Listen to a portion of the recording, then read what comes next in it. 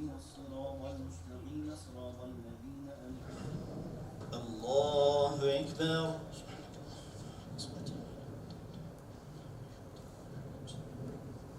الله أكبر.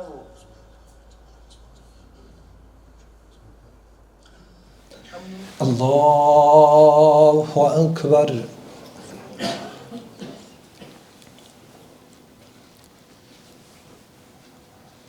الحمد لله رب العالمين الرحمن الرحيم مالك يوم الدين إياك نعبد وإياك نستعين اهدنا الصراط المستقيم صراط الذين أنعمت عليهم غير المغضوب عليهم ولا الضالين.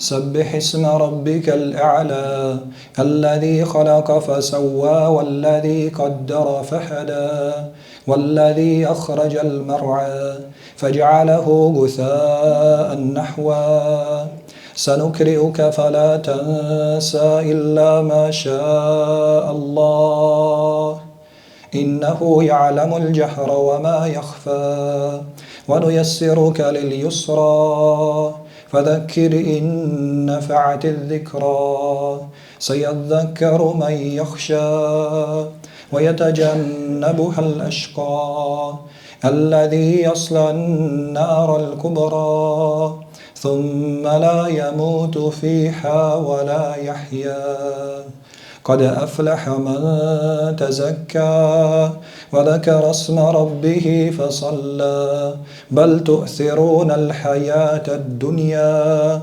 والآخرة خير وأبقى إن هذا لفي الصحف الأولى صحف إبراهيم وموسى. الله أكبر. سمع الله لمن حمده. الله أكبر.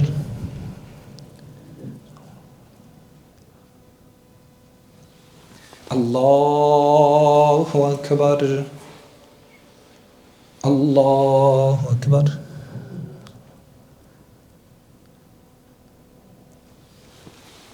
الله أكبر. الحمد لله رب العالمين الرحمن الرحيم مالك يوم الدين إياك نعبد وإياك نستعين اهدنا الصراط المستقيم الصراط الذين أنعمت عليهم غير المغضوب عليهم ولا الضالين.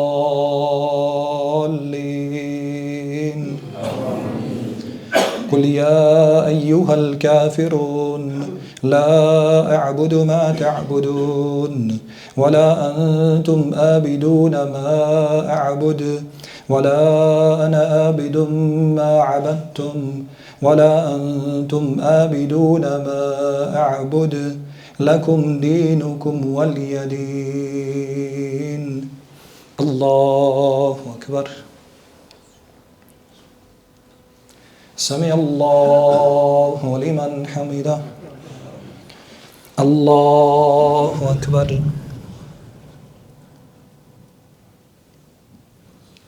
الله أكبر. الله أكبر.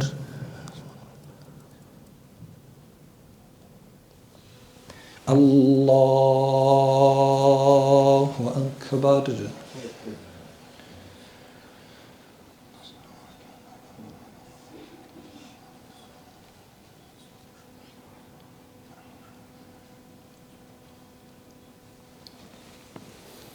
الله أكبر.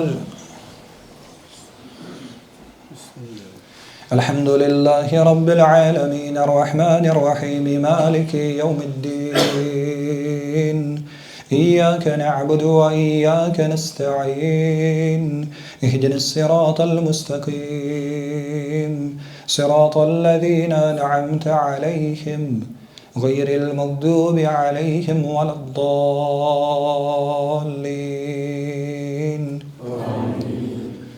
قل هو الله أحد الله الصمد لم يلد ولم يولد ولم يكن له كفوا أحد الله أكبر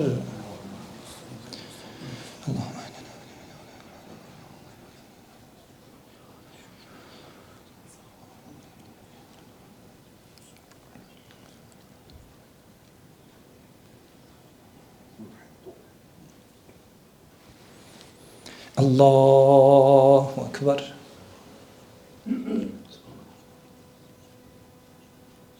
سمع الله لمن حمده الله أكبر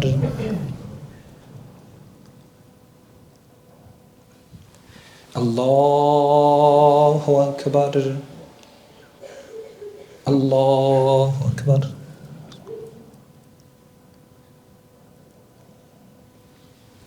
الله أكبر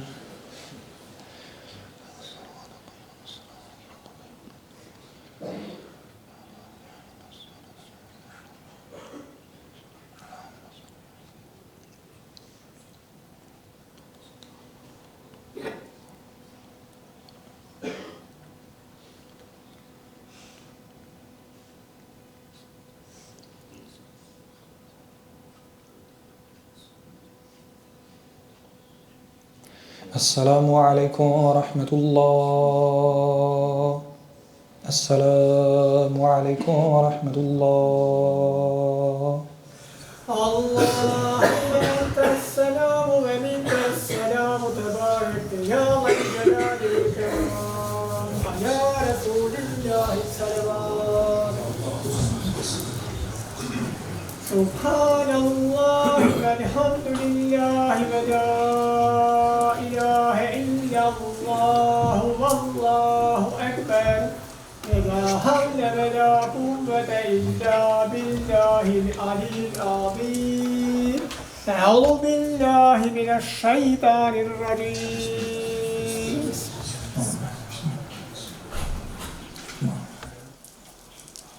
سبحان الباقي دائما الحمد لله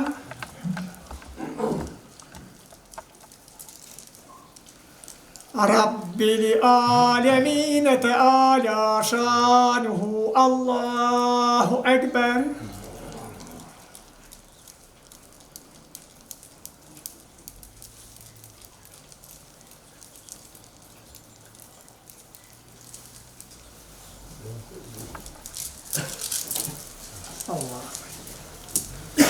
لا إله إلا الله وحده لا شريك له له الملك وله الحمد وهو على كل شيء قدير وما أرسلناك إلا رحمة للعالمين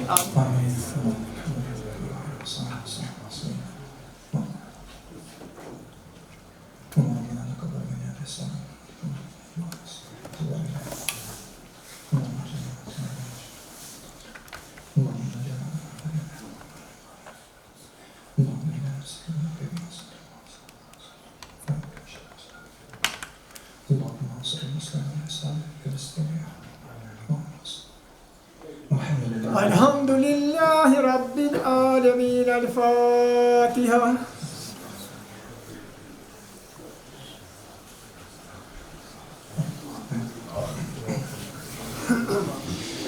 بسم الله الرحمن الرحيم والصلاة والسلام على أشرف الأنبياء والمرسلين محمد بن عبد الله مبعوث رحمة للعالمين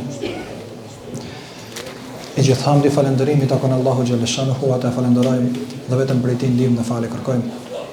Salavatet dhe selamet e përzemërta ja dërgojmë Muhammedit alayhi salatu wassalam, mbi familjen e tij, mbi shokët e tij dhe mbi të gjithë ata që e pasuan dhe do ta pasojnë atë deri në ditën e gjykimit.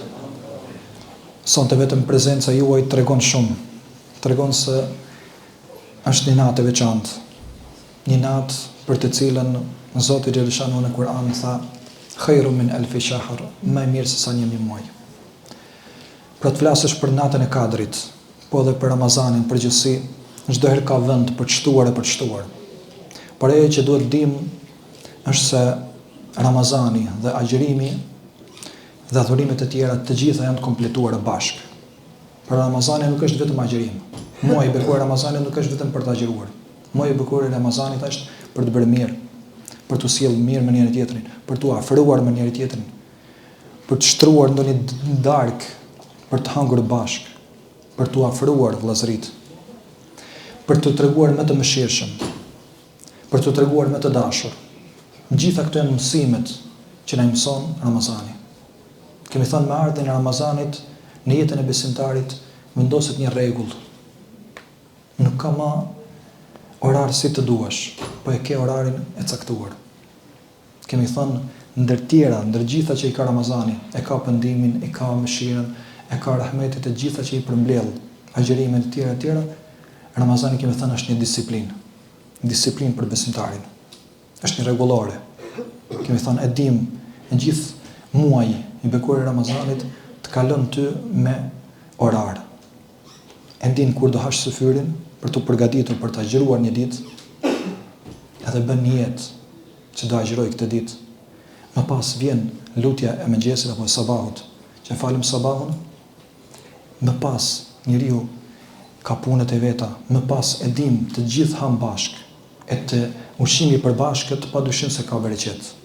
Me këtë rast e dini që i kem pas sot iftarin e përbashkë që u mbajt poshtë shkaku i motit që ishte me shi, u mbajt dhe u ndam pak, tani jemi të bashkuar gjithë, shfrytëzoj rastin pra që të u falenderojmë vëllezërve tanë të cilët donuan për këtë iftar, e organizuan këtë iftar për të na bashkuar neve bashkë, për të bashkuar zemrat tona, jo vetëm trupat tanë, se ndonjëherë i bashkojmë trupat e zemrat i kemi më larg.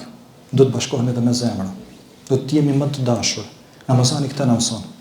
Na mëson një disiplinë të urtë, të bukur, ku njerëzit i sheh më të boseshur, ku njerëzit i sheh më të dashur me njëri tjetrin. Kjo tregon Ramazanin. Ku njerëzit i sheh larg punëve të këqija. Larg punëve të këqija. Përse jemi në Ramazan? Kemi rregullore. Pejgamberi alayhis salatu wassalam, pra i dërguar i Zotit, ka thënë: "Ahabbu amalin ila Allah", më dashura punë tek Zoti është ajo punë e cila është e rregullt. Ndonjëherë përkthejnë e vazhdueshme, e rregullt. Se diçka që e bën rregullisht, do të bën diçka të tillë.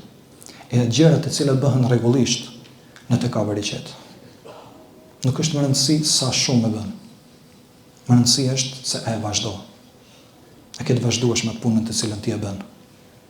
Dhe kjo tregon shumë për jetën e besimtarit. Tregon shumë. Sepse është i dashur i Zotit bëhet. Kur u largohet punëve të këqija, bën arrin të takua, devotshmërinë.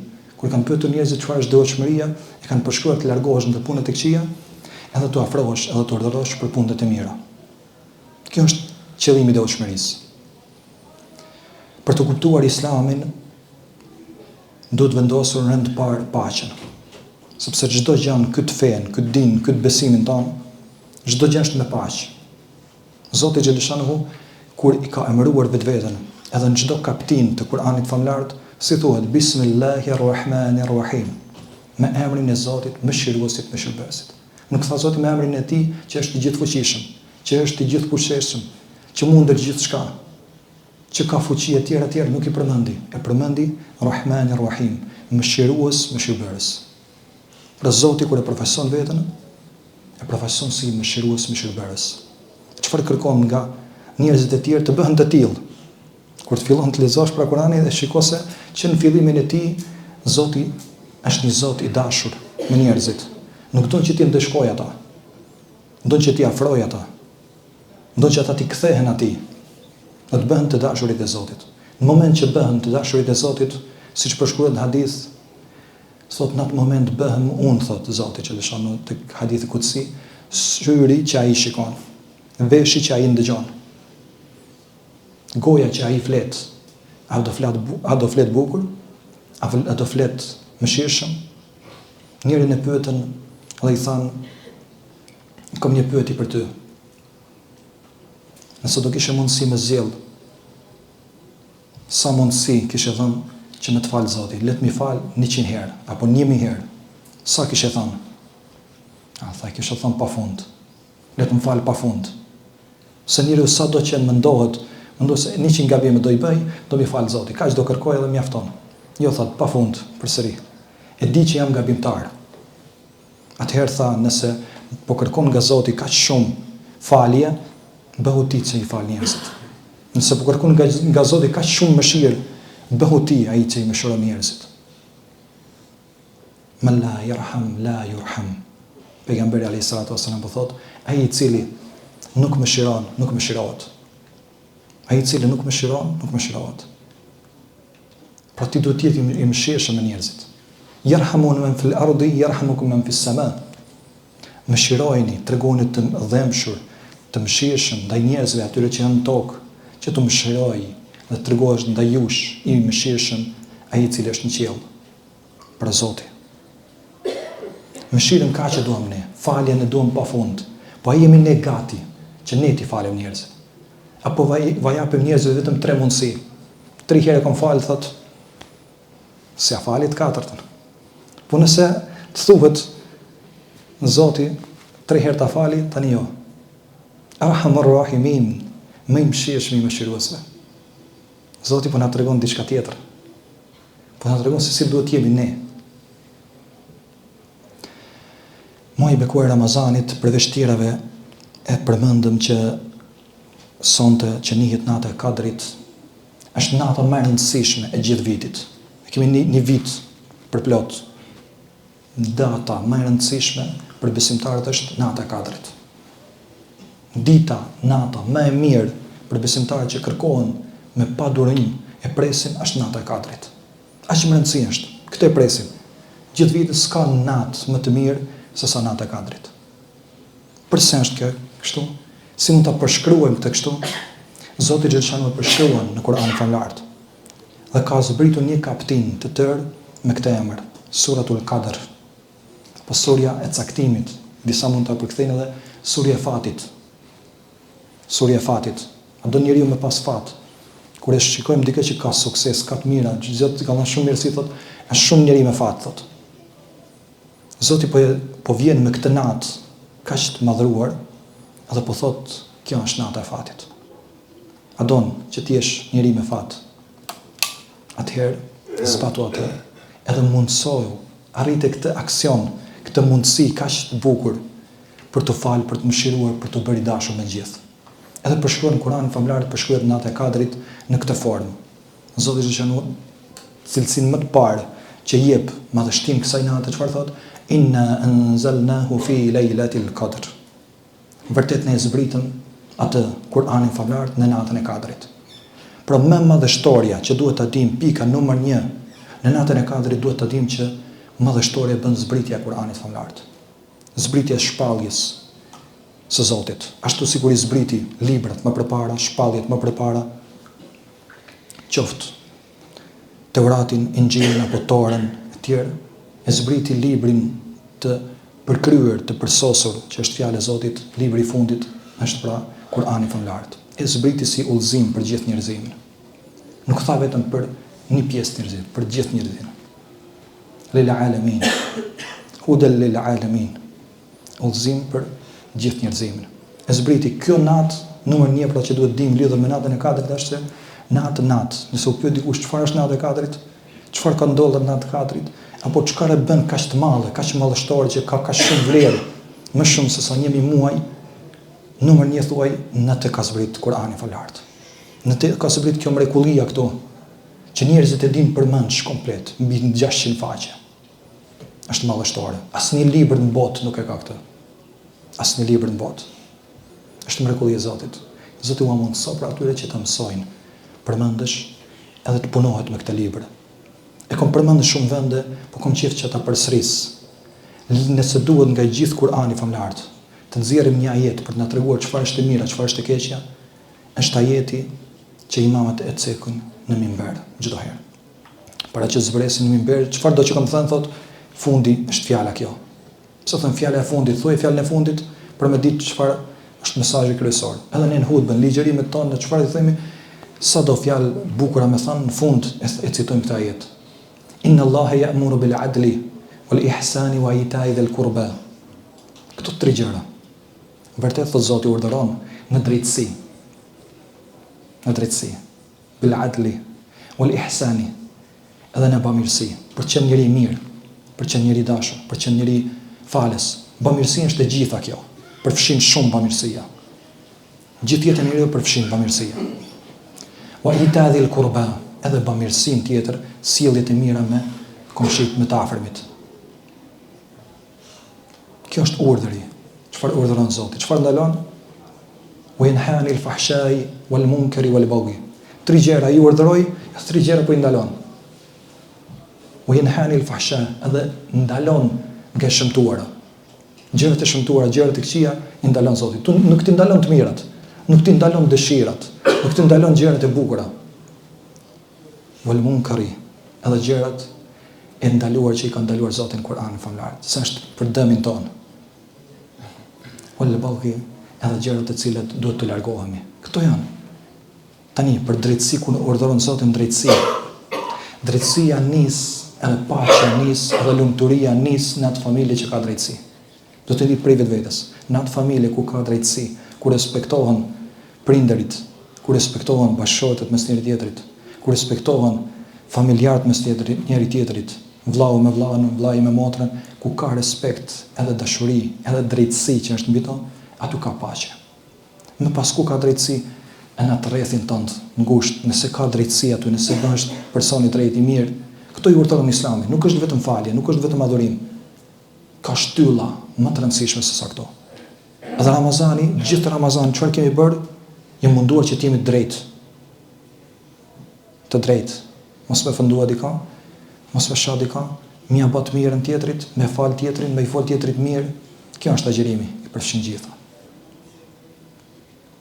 Për të vazhduar te shpjegimi i surës Kadr, e tham vetëm ajetin e parë, pra, që jep rëndësi Kur'anit famlart, që thamë është rëndësishëm, edhe cituar një ajet nga Kur'ani famlart, që na flet për mbi këtë. Wa ma adraka ma laylatul qadr, Zoti për të na bërë më inkurajues, na thot, a e din ti çfarë është nata e Kadrit? A e din ti çfarë është nata e Kadrit? Lexuesi kur e lexon këtë, a e din ti çfarë është nata e Kadrit? Atëherë fillon dhe lexon më shumë për të treguar edhe për të përgatitur për diçka që është më e madhe se ajo. Që të lexosh shumë për të kuptuar këtë fe dhe këtë besim. Besimi nuk është i lehtë vetëm për të kuptuar ashtu siç e kuptojnë çdo njerëzit. Prandaj duhet një mësues për të mësuar ato, një kumtues. Çdo herë Zoti kur ka zbritur një shpallje, ka zbritur me të një kumtues, i cili do të shpjegojë, do të sqarojë atë Kur'an, ose do të sqarojë atë libër që ka zbritur.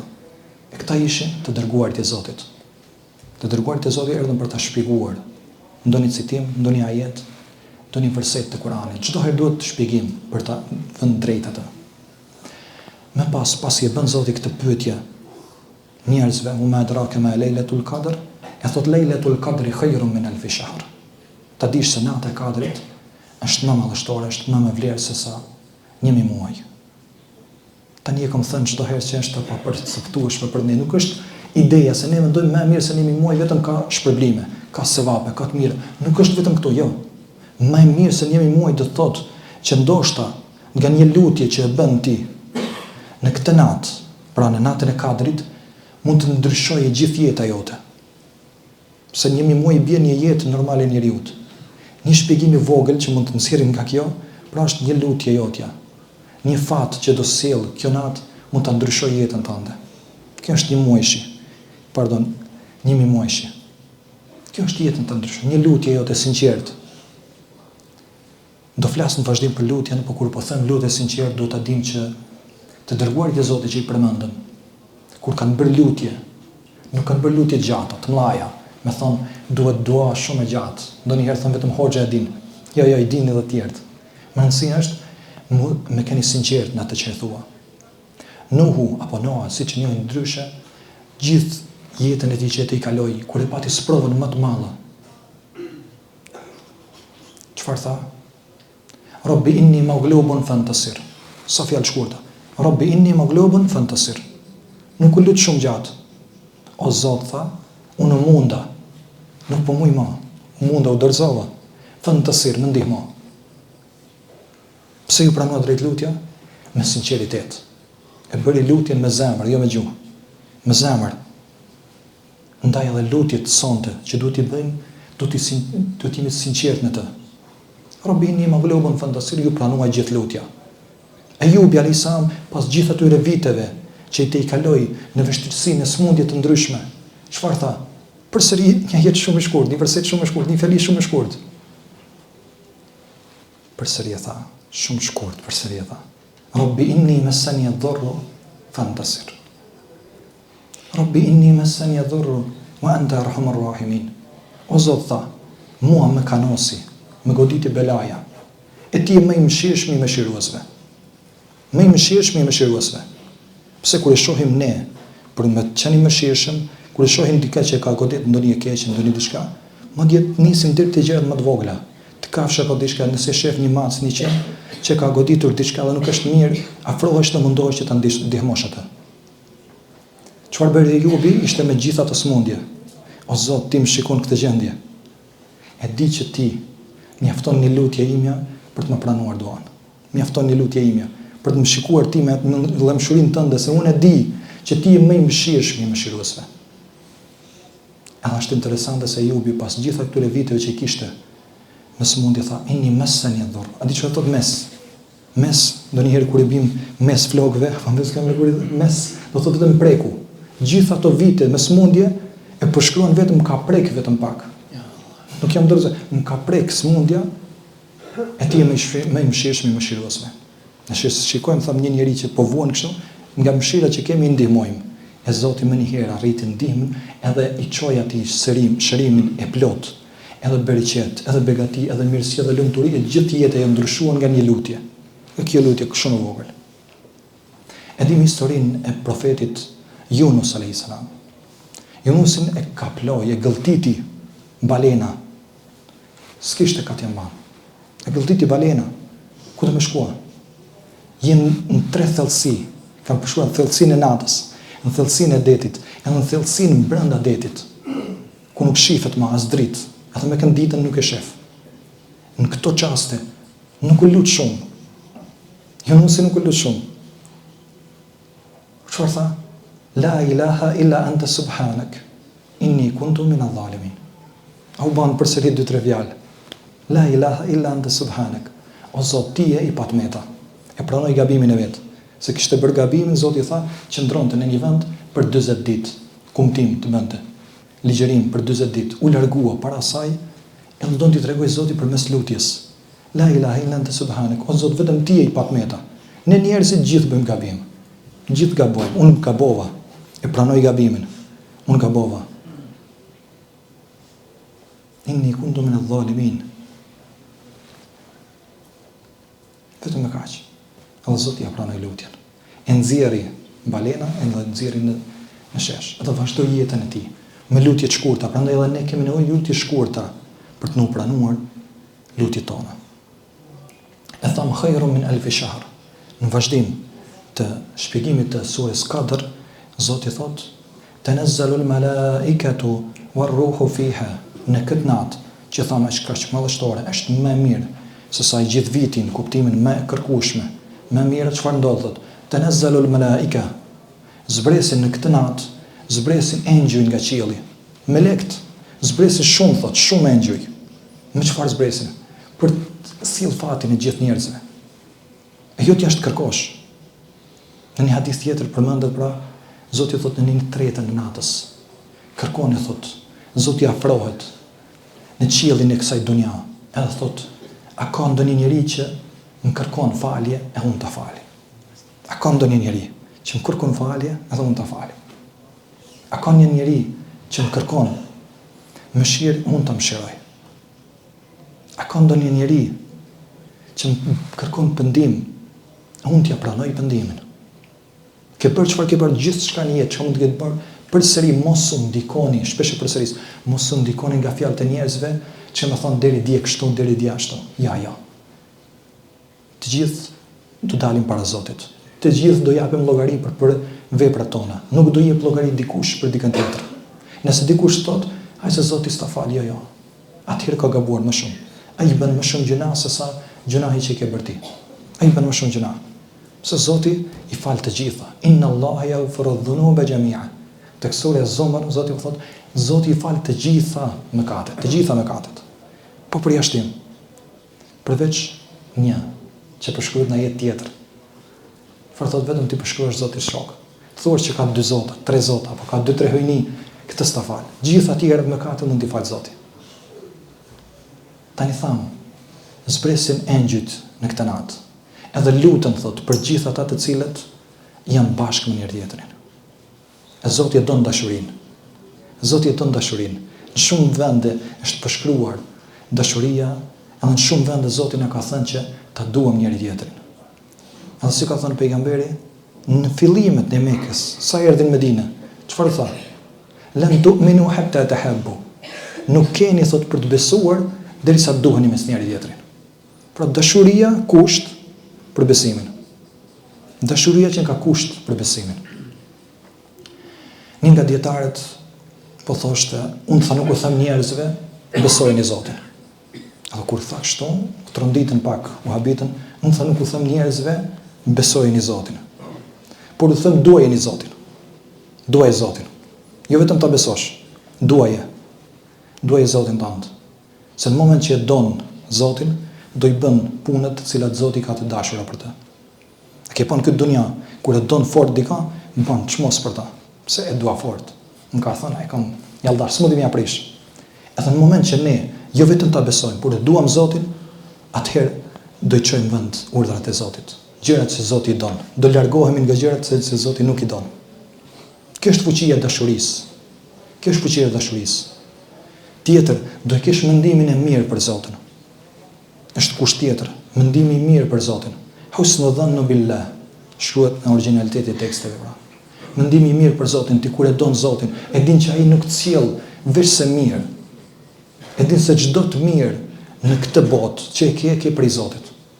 Edhe shëndetin, edhe të folurën, edhe bukurinë, edhe gjitha çfarë ke prej Zotit e ke.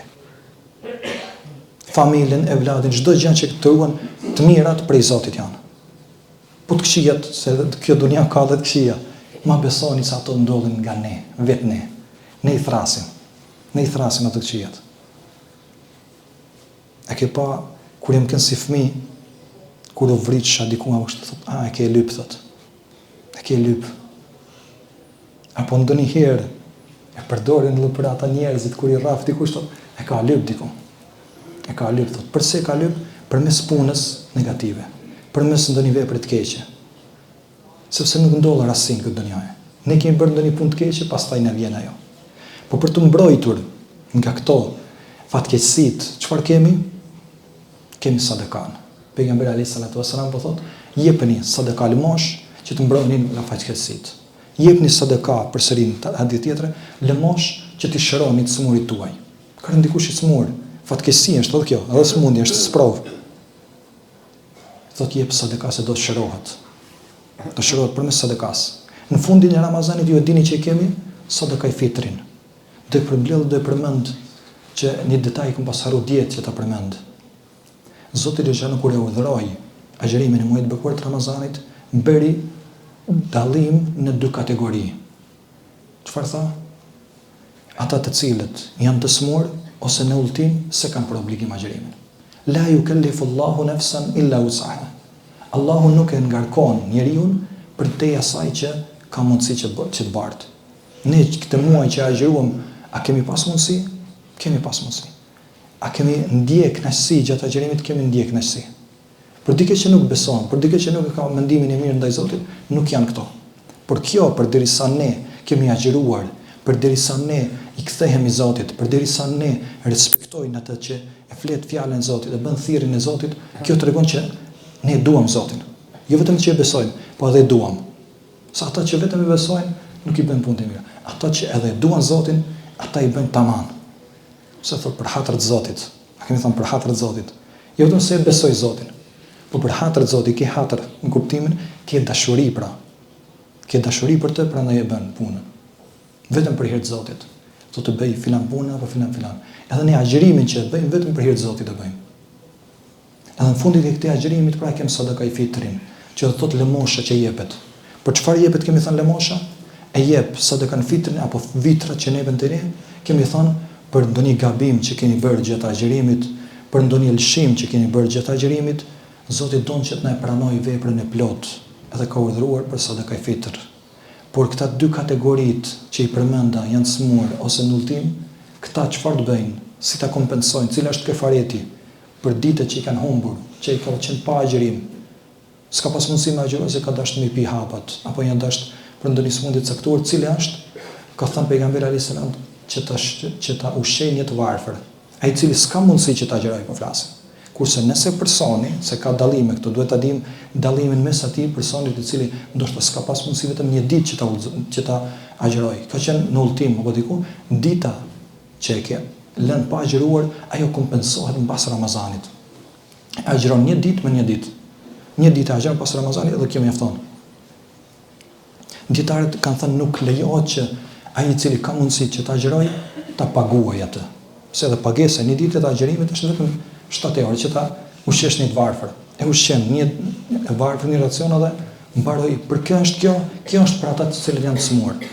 Ata që s'ka pas mundësi në gjithë Ramazanin që ta agjëroj, edhe nuk ka mundësi as në vazhdim që ta agjëroj ndonjë ditë, sepse i duan që të pinë ilaçet dhe gjërat e ndryshme, pleqëria thellë. Tani të pleqëria thellë kemi thënë që e bën kefaretin përmes pagesës apo përmes ushqimit të varfërve. Në hadith ka ardhur që të ushqesh, ka thënë, një të varfër për 30 ditë. Ushqim 30 ditë një të varfër. Jep për të hëngur ushqim 30 ditë. Ose në një ditë i mbledh 30 persona, u jep atyre ushqim në një ditë. Ata të cilët kjo ka qenë e njohur shumë në atë kohë, por që sot mund bëhet edhe përmes pagesës. Por çfarë kanë bërë dietarët? E kanë bërë cila është cifra, kanë thënë paga që duhet bëjë një person për të ushqyer një person. Është sikur sadaka i fitrit për 7 euro. Me 7 euro ushqehet një person sot. Po flasim normal ne, pa luksa, për të ushqyer një person. Tani ai që i kanë bërë 29 ditë, që i ka bërë pra shuma që duhet të paguajnë personi i cili e ka pas një të moshuar në shtëpinë e tij që s'ka pas mundësi me agjëruar, është pra 203 euro. Po i lejmë 205 euro, që duhet ta jap ose tek varfrit, ose tek jetimet, ose tek të ndryshme, pra te kategoritë që kemi përmendur në bremjen e kaluar, tek këto jepen. Se tek ai fitën që nuk e kam përmend, prandaj e përmenda tani. Për të kaluar tek përfundimi i shpjegimit të surës Al-Qadr, është ajeti i fundit. Zoti pasi po thotë nazzalul malaikatu war-ruhu fiha bi'idhni rabbihim min kulli amr. Me urdhrin e Zotit zbresin që të gjithë melekët për çfarë? Bi'idhni rabbihim min kulli amr. Me leje të Zotit për çdo çështje. Çfarë do çështje që njeriu ka për qëllim që të bëjë vitin e ardhshëm, duhet të drejtohet Zotit, o Zot, kam mundësi, duhet ta bëj këtë vepër, o Zot më plotësoj këtë dëshirë, o Zot më jep dashuri, o Zot afrimitetin mes neve rregulloje, o Zot kam problem pak me të komshin, ma rregullo, o Zot na afro zemrat tona. Yahudu baina al-mar'i wa qalbi. Çfarë kur po lexoja Kur'anin famlarët, Zoti xhaleshanu në Kur'an po e përmend thotë, Zoti është ai që thotë ndërhyn mes robit dhe zemrës së tij. Në zemrën tënde muj me pas ndoshta pak urrëtie, apo në zemrën të dikujt tjetër me pas pak urrëtie. I mendim jo i mirë. Prandaj e tham çfarë, për ta dashur Zotin si duhet të pas mendimin e mirë për të. Edhe për t'i dashur njerëzit duhet të pas mendimet e mira për ta. Se në moment që ti nuk e don një person, dihet që nuk e ke mendimin e mirë. Se nuk mendon mirë për të, prandaj nuk e do. E lutesh Zotin, ta lutesh Zotin për të dhënë këtë dashuri, është diçka shumë e madhe. Ta lutesh Zotin për çdo dëshirë që duhet të plotësohet në këtë natë, e ke mundsinë. Tani e ke mundsinë për ta plotësuar komplet edhe këtë. Salamun hiya hatta matla'il fajr. Zoti po thot, në këtë natë ka paqe thot deri në agimin e saj. E gjithë nata thamë është e përmbushur me mirësi, me begati, është e përmbushur dhe zbret në të engjëjt me shumë mirësi në të, thot edhe është paqe deri në agimin e saj. Derisa lind drita, deri atëherë thot është paqe kjo natë. Paqe ka sjell Zoti xhaleshanu në këtë natë për na dhënë mirësi dhe begati. Është natë gjithashtu e lutjeve që e thamë. Edhe asnjëherë mos mendoni që Zoti s'ne pranon lutjet, sepse kur e pyetën një nga dietarët dhe i thanë, ja shejh i thanë, o dietar, cila është arsyeja pse s'na pranohet duaja? Lutja pse s'na pranohet lutjet tona? Tha një herë tha ushqimi nuk është si duhet. Nëse ushqimin nuk e ke halal, tha nuk pranohet duaja. Lutja jote nuk pranohet shkak të ushqimit. Ne jemi në Ramazan tani, mundohemi që ushqimet tona ti bëjnë vetëm halal. Jo halal nga aspekti i produktit, por halal nga pasuria që ti po e nxjerr me pas halal. Për ta pastruar pasurinë me përmes zakatit. E pastron, kjo është kushti nr. 1. Kushti i dytë tha, çfarë është që nuk pranohet lutja tha. Nëse ti e shpeshton fjalën dhe thua, hajse Zoti s'ma fal. E kam lutur Zotin, po s'më është pranuar duaja. Jam lutur Zotit, s'ma ka pranuar. Në moment që njeriu fillon dhe mendon këtë, atëherë thot, lutja e tij nuk i pranohet. Derisa ti je i bindur që Zoti do e pranoj lutjen.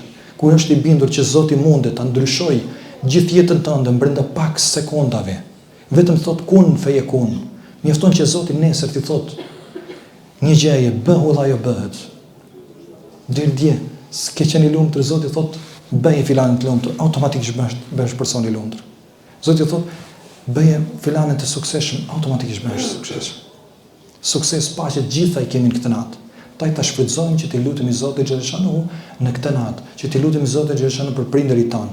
Qoftë nëse i kemi gjallë dhe ata të cilët kanë ndruar jetë. E lutem Zotin xhaleshanu që gjithë ata të cilët kanë ndruar jetë përmes lutjeve tona t'i shoqërojmë ata dhe të çojmë atyre me merhamet, mëshirë, rahmet për ta. Zoti t'i falë dhe t'i mëshirojë sepse ka shumë njerëz që thotë i nxjerr Zotin nga zjarri shkaku i Ramazanit. Ka Ramazani i largon thot nga zjarri. Kanë qenë drejtuar drejt banorëve të xhenemit, jo thot, do jenë banorë të xhenetit.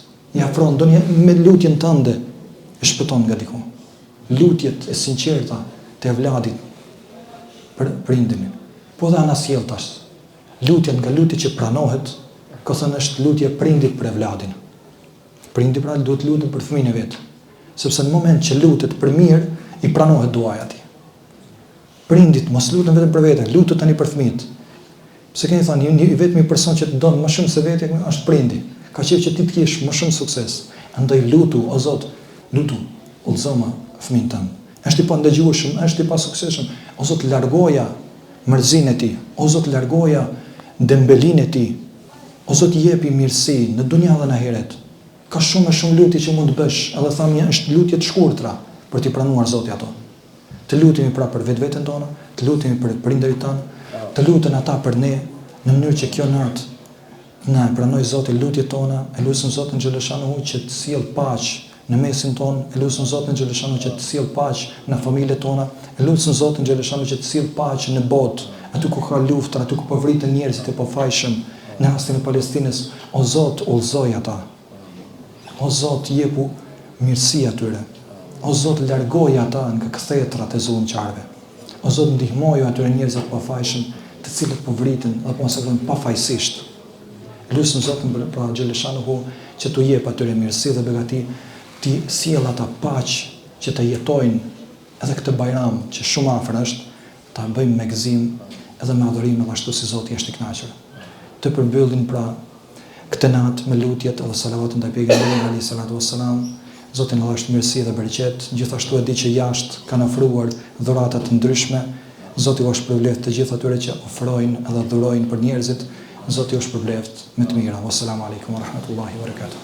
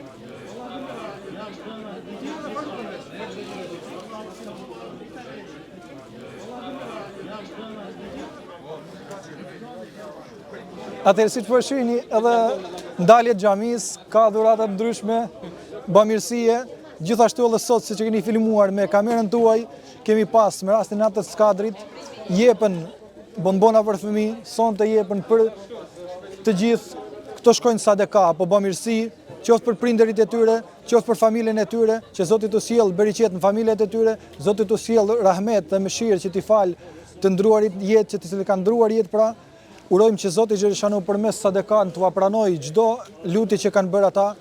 Lutim Zotin Xheleshanu pra që përmes bamirësisë që kanë dhënë ata, që të jenë të lumtur në këtë botë, sepse bamirësia të bën të lumtur. Bamirësia është ajo e cilën njeriu e bën shumë më të lumtur. Çdo herë që njeriu është i mërzitur, është shkak bamirësia që t'i jep atij mirësi dhe bereqet. Ndaj lutemi që Zoti t'ua shpërblej me të mira të gjithë atyre që cilët shtruan ëmbëlsira të ndryshme. Faleminderit dhe juve, stafi i Vojinit, për ardhen dhe vizitën tuaj sonte.